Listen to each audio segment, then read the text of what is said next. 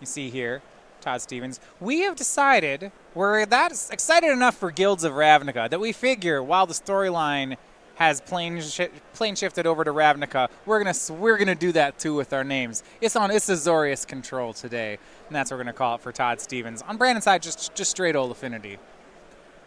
We're not calling this a Grixis deck.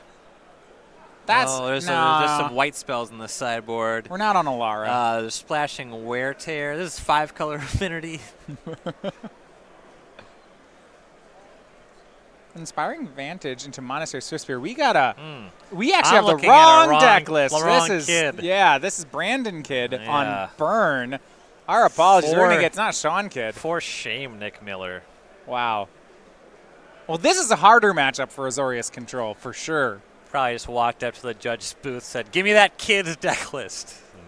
Anyway, but I think Burn is going to be a much rougher go for Azorius than Affinity would be, and we see, this build that doesn't play red mana means that there's no Lightning Helix, which can be one of the better cards for the Jeskai deck against Burn. Yeah, he does have one main deck copy of Timely Reinforcements, which would be great, but yeah, a lot of his stuff is more expensive. Switching over to Terminus, a lot of doesn't play as well.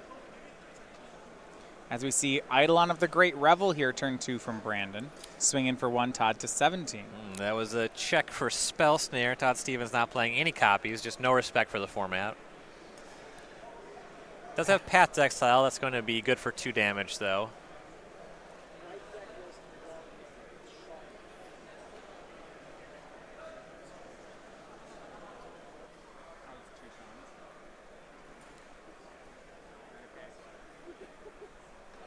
All right, so now we're coming back across. We'll see if Stevens has a 3rd land, and it would be really opportune to have that Timely Reinforcements here. Yeah. So just a tapped Hallowed Fountain. Would be timely, you could say. You could say that. John got the extra mana there off the Path to Exile. We pass back over to Kid. And from here, Kid really does not want to make any more land drops, just wants to fire off a flurry of burn spells, come across. So there was a stomping ground there that could potentially turn on some green spells. Here's a main phase Boros Charm. That's going to go upstairs for 4 points and pump the Swift Spear. Over in Stevens' hand, I spot a couple lands and a Crucible of Worlds. These are not great matchups for those. No, and he has Hieroglyphic Illumination as well. He's playing... So, not to be outdone by the players who are all by Ben Nikolic, who's playing a Hieroglyphic Illumination. Todd's playing 2. Yeah, we'll see if he finds a Terminus off it, and he doesn't.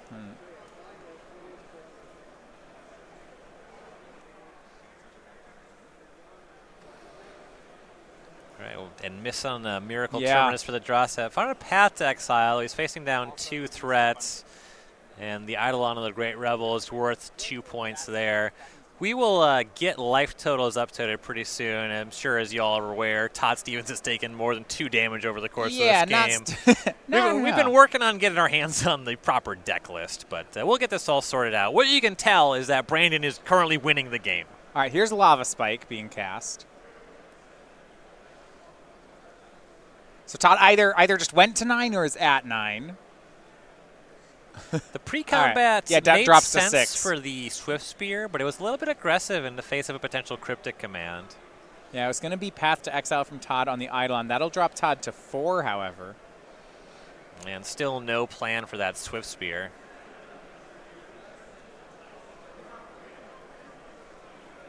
So that would crash in and put Todd down to 2. Yeah, that's the course we're on here. Todd will opt. Put most non-Terminus cards on the bottom of the library, I would assume. It's interesting. If he was on Terminus or Bust here, the real Terminus or Bust play would have been to straight up opt with the Eidolon in play and just say, yeah, I'm just dead if I don't find Terminus.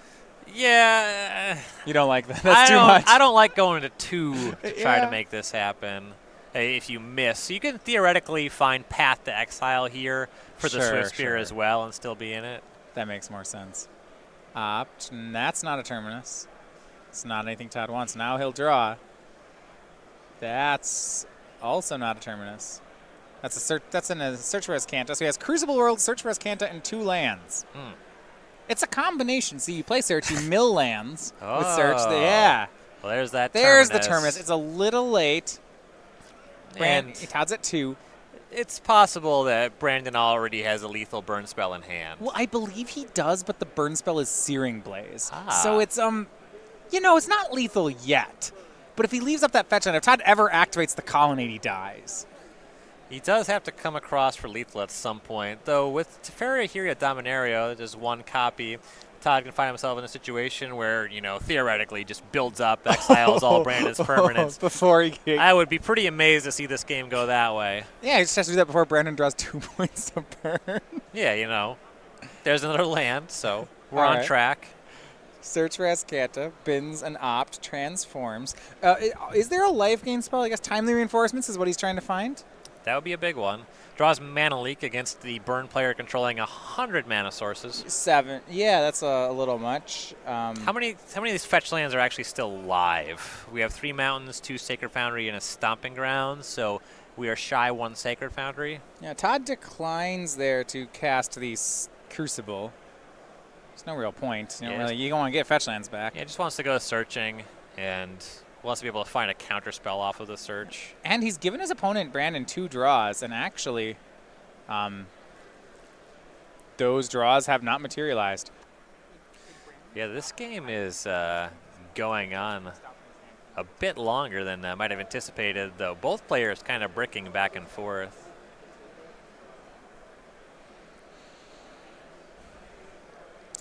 It's possible that Brandon is just full up on Searing Blazes at this point.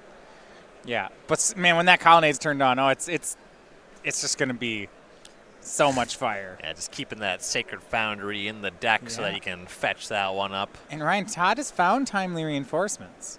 Ugh. We might, Now, to be fair, Todd should be happy that it's not going to make 1/1s here. Yeah. Turn on Searing Blazes. I guess he just lose that 6 life. Todd keeps Logic Knot. He doesn't even want the Timely. Okay, that is interesting. All right. Given that there's only 1 Timely, if he had a second copy of Timely, it would make sense to get a bunch of counter spells. That way you just have any lethal spell covered, and then when you cast a Timely, you can fight over something like, I don't know, burn spells in response. Brandon has 5 cards in hand. What is going on? Well, I see a Bloodstained Mire for sure. I think a Wooded Foothills to go with it. That's Searing Blaze. I think he's found a Skullcrack, but he doesn't want to cast it at this point. Yeah, Todd finds Cryptic Command. Face up Logic Knot already, right? And face up Cryptic Command. He keeps passing. Brandon draws. This back and forth, Brandon can't keep playing this. Todd draws 2 cards a turn, and one of them's off search for Ascanta. Right. So he'll suspend Rift Bolt. Okay, I do like this because he's setting up for 1 big turn of lethal burn spells. Right. I'm trying to tax Todd's mana. Todd top 4 again. Search for Ascanta the best he can do. That's pretty much a miss. Currently has 2.5 counter spells in hand, though at any turn where he needs to use multiple counter spells, the Mana Leak will inevitably become a hard counter. Well, maybe. What if right here, if Brandon just end steps? I think I want to see Brandon end step the Skullcrack there. If you knew about specifically Mana Leak, yeah, then that would change things. The counter spells he knows about are the Logic Knot and the Cryptic Command. So Cryptic counter draws for Todd. Now Brandon draws for turn. Boros Charm. Okay, he's got a lot of lethal burn spells here. If he has 3 more, it should work. Boros Charm, kill you. I would like to counter that spell. I see. And actually, here's a tough thing, Ryan. Brandon has, the Mana Leak's not live, is it? Only one of these fetch lands can find a mana source, right? Is that true? I think there's 3 mountains, 2 Sacred Foundries, and a Stomping Ground. Oh. Now, I don't know, maybe Todd just doesn't cast the Mana Leak, but I think that this is something that comes up often enough, certainly playing a Path to Exile deck, where you get the idea that not all of the fetch lands are actually able to find something. It was Logic Knot. That counters. Here's another fetch for Brandon. Here's another lethal burn spell. Skullcrack. I mean, firing the Mana Leak off is the only thing Stevens has, right? So you may as well just put it on the stack. Don't scoop here, Todd. Cast it. Cast it. Confirmed, so 3 mountains, 2 Sacred Foundry, and 1 Stomping Ground. That's what it looks like to me. Brandon's going to crack 2 fetch lands. Oh, this is going to hurt. Brandon, you don't have them, do you? Maybe he does. No, that was a Vantage there. So he's got 2. He still, it was a Vantage on turn 1, so he has them. Gotcha. I thought that was a Sacred Foundry already in play. No, it was an Inspiring Vantage from the first turn. So he shows the 2 Foundries. Yeah, Todd does check him on do you have the lands, and Brandon has exactly that. And he shows, he says, yeah, I needed that one. And he did, but Brandon Kidd does, you know, it looked like he was going to run away with it, and then things got really interesting. But yeah, after a longer affair than you might expect, Burn takes game 1 over Azorius Control. So, Brandon up 1-0, and now we'll look over to the sideboards. I actually, when playing Azorius, these are both decks that I've played some. When I play Azorius Control, this is actually a matchup I don't like. Azorius has so much board control. It gets a lot better in the post-board games, but... Yeah, you get more stuff, but really, yeah, I've played a good amount of control decks in Modern. When it comes to beating Burn, the cards that I like are specifically Spell Snare and Tassiger the Golden Fang. Yeah, you just have to beat him up. Yeah, you want to win quickly and or have really efficient answers. Like, 2-mana counter spells are actually pretty poor in the matchup. Yeah, and win quickly is something that Azorius just can't do. Right. Which makes this hard. Now, post-sideboard, let's look at some of his options. He's got Surgical Extraction, Stony Silence, Negate, Ceremonious Rejection, Dispel, a 3rd Oust, a 2nd Timely Reinforcements, a Disdainful Stroke, is that his first Settle the Wreckage? That is his first Settle the Wreckage. And a Nimble Obstructionist.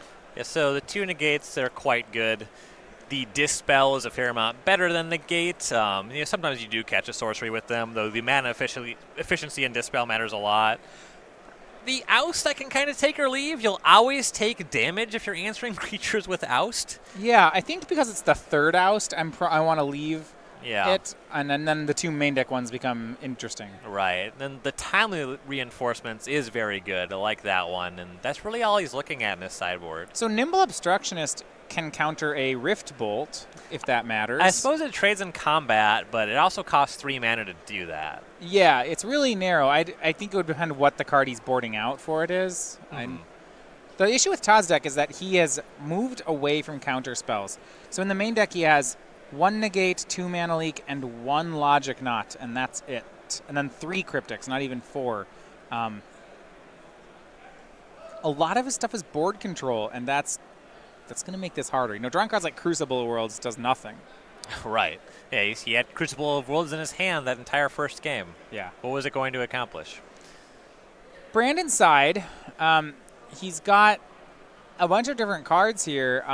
Do you like any of them in this matchup? Castle Lion, 3 Destructive Revelry, 2 Ensnaring Bridge, 2 Exquisite Firecraft, 2 Core Firewalker, 2 Path to Exile, 2 Rest in Peace, a Deflecting Palm, and a Stony Silence. Those 2 Exquisite Firecraft, they are quite good. If you're expecting to have your spells countered, well, that one can't be countered. It does not combine in a good way with Rest in Peace, though I already think that there's not enough graveyard stuff to matter for Rest in Peace anyway. We're underway for game 2. Do you think Brandon brings in Destructive Revelries against blue-white? There's only so many Search for Iskantas, and like, you're not expecting, I don't think, your opponent to play Circle of Protection red or anything like that. Like, there's no real enchantments that people play in this format that just stop burn decks. What about Crucible Worlds? I would not be interested in interacting on that front. Yeah.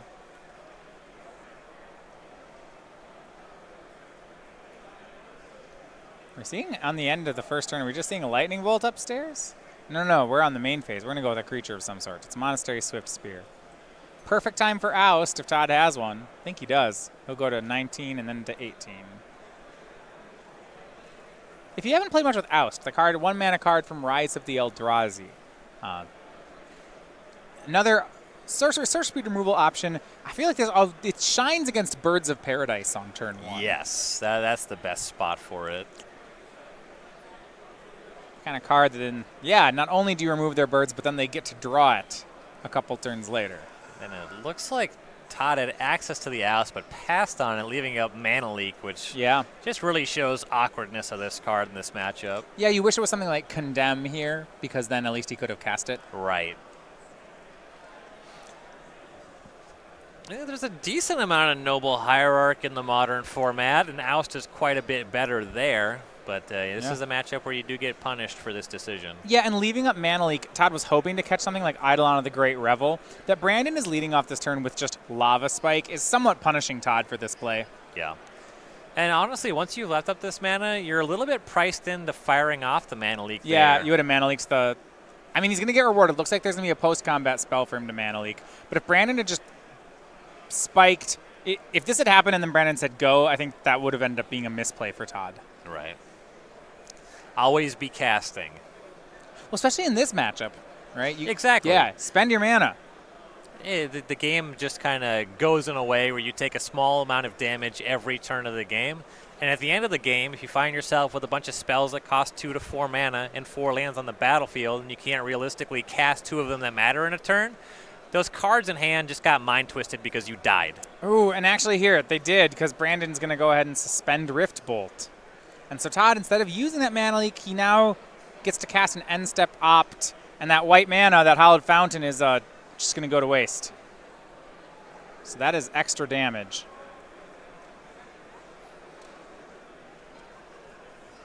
Now he can oust, and he will, and can leave up Mana Leak. Right. Brandon reading that one. So card's second from the top, and Brandon gains 3 life. Likely not a relevant factor of the game. Second land and a pass for Todd. We'll see whether this Rift Bolt resolves. It does. Todd's down to 10. If you weren't countering that Lava Spike, I think you're definitely not countering this Rift Bolt. Mana Leak is up for Todd, so he'll get to counter the next play here from Brandon. Unless Brandon's hand is all instant speed burn at this point, in which case it's not going to work out as well. Looks like there is another Lava Spike hanging out in there. The Mana Leak is not terribly popular in the modern format. That'd be the primary reason that I wouldn't really expect to see it played around. Spike gets hit by Negate from Todd. And then Lightning Bolt main phase from Brandon. Todd's down to 7. Yeah, Todd seems insistent on using this Mana Leak to catch specifically Eidolon of the Great Revel. Yeah, I mean, he must have a hand that just can't beat Eidolon, so he's very concerned about the card. Yeah, there's a lot of hands like that, right?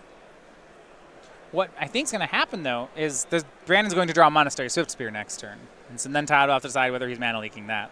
Yeah, and he just has this Terminus and Jace the Mind Sculptor in hand. And you can use Cryptic Command, but then you find yourself in this situation where he's fetching down to 6. He had the opportunity to Mana Leak a Lava Spike earlier, and if you're going to use your mana otherwise, you could just get 2-spelled pretty easily. If Todd here. was at 9, he could in theory make Jace here. At 6, I am really skeptical about making Jace the Mind Sculptor. I mean, like, what would you do, Jace, and put the Swiftspear on the bottom? Yeah, that would be the play. Yeah, leaving up Cryptic Command is reasonable. Though if there's just instant speed burn spells, it starts to get really dicey. And it is. Brandon just said go there. It does suggest instant speed burn spells. He has a Monastery Swiftspear in hand that he just declined to cast. And now end step. He'll make a play. He'll go for Lightning Helix. Todd's going to counter in some regard. And Lightning Helix, Boros Charm, very interchangeable here because Steven's already down to 6. It's just 2 burn spells are lethal.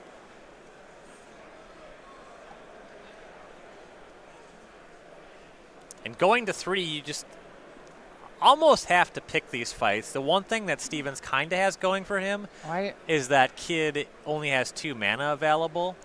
But if there's just another instant speed of spell available, he's just going to passes say the turn go. here. Exactly. Here's Monastery Swiftspear. Todd's going to die with a handful of counter spells. Only 2 of them. I would counter this spell. Okay, you got spawn. Okay, at least you're going to counter the Lava Spike. That's good. Can bounce the Swiftspear, I suppose. You might just have to draw a card. Yeah, counter bounce. I almost, in that situation in Brandon's side, once the Swiftspear resolved, I almost just wanted to hit him for 1 and say go. Yeah, So I'd be into that. Yeah, she's like, whatever, man. I don't know what's going on. Punish you. Right, so there was a land picked up. So we can Jace plus Mana Leak on Todd's side. That's pretty good. And that's what he'll do. Going to 2 would make Goblin Guide lethal. Teferi was drawn in a stack of lands. Right. Found Plains, which is quite a bit better than Flooded Strand. You can just play an untapped mana source and leave up that mana leak. If you can help it, he really does not want to crack a fetch land just because of Goblin Guide until he has that covered. Says go. Back over to Brandon. Lightning Helix was drawn.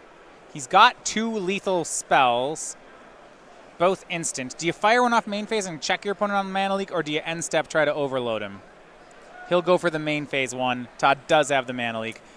I like this play from Brandon, actually. Yeah, once he committed on the previous turn to like the Sorcery Speed, Swift Spear, Lava Spike, and now he's kind of in this pattern where when Todd did something proactive, it made sense to fire things off at Sorcery Speed again. Yeah. Now it's like, I'm just going to challenge you to find a negate every turn. If you do it, you win, and if you don't, you don't. Right. Also, Basic Plains Hallowed Fountain is a much more narrow set of cards than untapped 6 mana. Todd will Brainstorm. Does not find the counter spell there. I think sequencing-wise, Todd may have wanted to lead on Teferi here. Yeah, get an extra card down before you have to Brainstorm. Yeah, sure. Yeah. Well, also, he already knew about those cards, so I kind of want to see Fetchland crack to 2, then Teferi, then Brainstorm. He didn't know about it. He ended up picking up Path to Exile, not a counter spell. So once you do have that information, going to 2 feels a lot safer. Before you have it, though, it is a little bit dicey. Well, he put the path back to Jace last turn. Okay, that was still floating? Okay. That was still floating. Then it does make a bit of sense. So now he will end up fetching down to 2.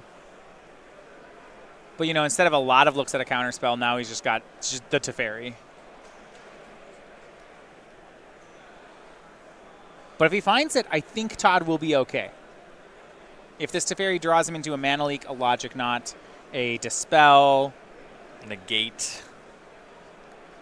Yeah, here's Teferi. Yeah, the way this has been played out, it's very likely that Brandon just has 1 spell on the following turn. Celestial Colonnade, though, is not going to do it.